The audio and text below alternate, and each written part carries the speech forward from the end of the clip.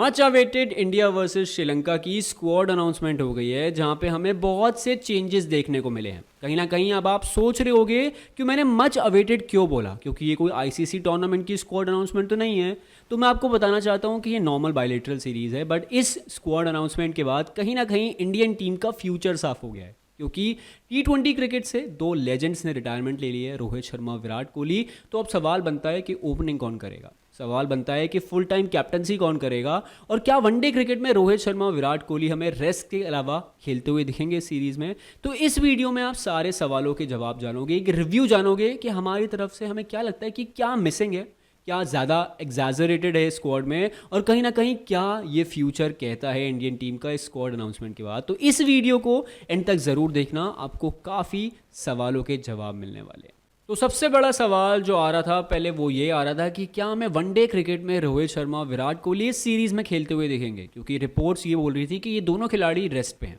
But in दोनों की squad में नाम देख के काफ़ी फैंस और काफ़ी सिलेक्टर्स खुश हुए होंगे, क्योंकि ये दोनों इस सीरीज़ के लिए अवेलेबल हैं। कहीं ना कहीं गौतम गंभीर की स्पेशल रिक्वेस्ट थी कि वो पहली बार कोचिंग करते हुए दिखेंगे उनकी सीरीज़ में, और कहीं ना कहीं वो चैंपियंस ट्रॉफी की प्रिपरेशन इसी सीरीज़ से स्टार्ट करना चाहते हैं। वो इन दोनों खिलाड़ियों को टीम में चाहते थे, और ये दोनों खिलाड़ी हमें खेलते हुए दिखेंगे। उसके बाद जो सबसे बड़ा हाईलाइटेड पॉइंट रहा है वो है T20 की कैप्टनसी। कहीं ना कहीं इंडियन टीम के पास दो बहुत बड़े दावेदार थे जो रिपोर्ट्स बोल रही थी, वो थे हार्दिक पांड्या और सूर्य कुमार यादव।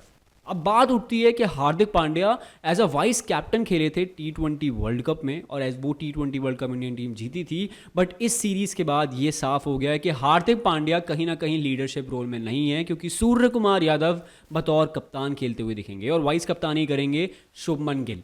तो हार्दिक पांड्या को लीडरशिप रोल से हटाने का सिर्फ एक ही रीज़न जो साफ दिखता है हमें, वो यही है कि ये खिलाड़ी काफ़ी ज़्यादा इंजरी प्रोन है। कहीं ना कहीं काफ़ी ज़्यादा इंजरीज इन्हें हो जाती है, और उसकी वजह से टीम शायद सफ़र कर सकती है। कहीं ना कहीं अगर देखें लॉन्ग टर्म पर्सपेक्टिव से तो ये बिल्कुल सही भी है, क्योंकि हार्दिक पांड्या एक्चुअल में बहुत ज़्यादा इंजरी के पास रहते हैं, जिसकी वजह से इंडियन टीम, इंडियन सिलेक्टर्स को कन्फ्यूज़न हो सकता है, कहीं ना कहीं थोड़ी प्रॉब्लम हो सकती है। और सूर्य कुमार यादव एक प्रूवन कैरेक्टर है, उन्होंने 2 सीरीज़ अभी तक कप्तानी करी है, जहाँ पे वो ऑस्ट्रेलिया को हरा के आए थे, इंडिया में ही हराया था। साउथ अफ्रीका को उनके साथ जो सीरीज़ हुई थी उसमें टाई हुआ था, और कहीं ना कहीं दिखा दिया था कि ये प्लेयर कप्तानी भी कर सकता है और कप्तानी करते हुए रन भी बना सकता है। तो कहीं ना कहीं सूर्य कुमार यादव एज कैप्टन बहुत बड़े दावेदार थे, और वही अब कप्तानी करते हुए दिखेंगे।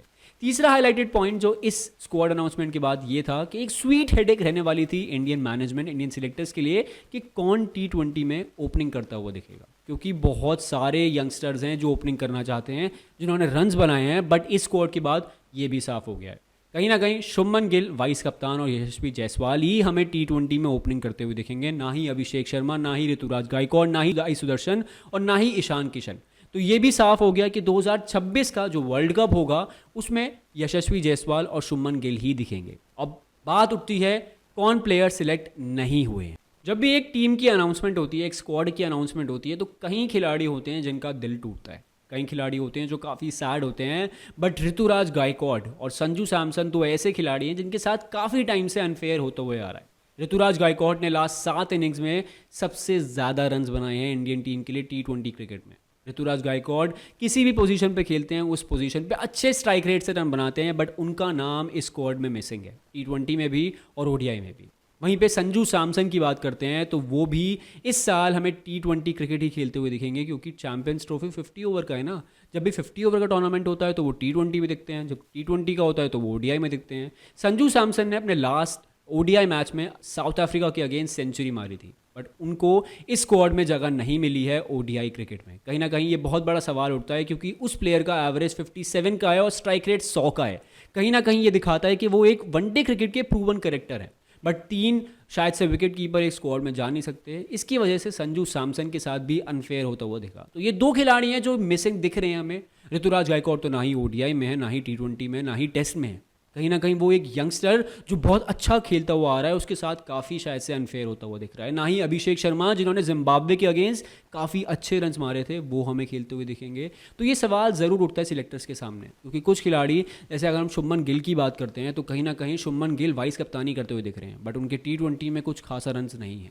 और अगर हम वनडे की बात करें तो वनडे में शायद से केएल राहुल थे और शायद से ऋषभ पंत थे, श्रेयस अय्यर थे जो वाइस कप्तानी कर सकते थे, बट फिर भी इंडियन टीम ने, इंडियन मैनेजमेंट ने शुभमन गिल को चुना। हम देख सकते हैं कि ये शायद से फ्यूचर पर्सपेक्टिव की बात है, क्योंकि हम शुभमन गिल एक यंग टैलेंटेड प्लेयर हैं और हम शुभमन गिल को शायद से फ्यूचर कप्तान देख रहे हैं, वो भी ऑल फॉर्मेट का। तो अगर हम देखें शायद उनकी ग्रूमिंग होगी अंडर रोहित शर्मा, अंडर सूर्य कुमार यादव, जो सही भी कहता है, बट बात उठती है ऋतुराज गायकवाड़ कहाँ है, बात उठती है संजू सैमसन कहाँ है, क्योंकि रियान पराग जैसा प्लेयर अगर without performing in last series वो अगर दोनों फॉर्मेट्स में खेलता हुआ दिखेगा तो कहीं ना कहीं ये थोड़ा अनफेयर है इन प्लेयर्स के लिए जो परफॉर्म करते हुए आ रहे हैं। हर्षित राणा T20 में बहुत अच्छा परफॉर्म करते हुए आ रहे हैं, बट उनका सिलेक्शन ODI फॉर्मेट में हुआ है।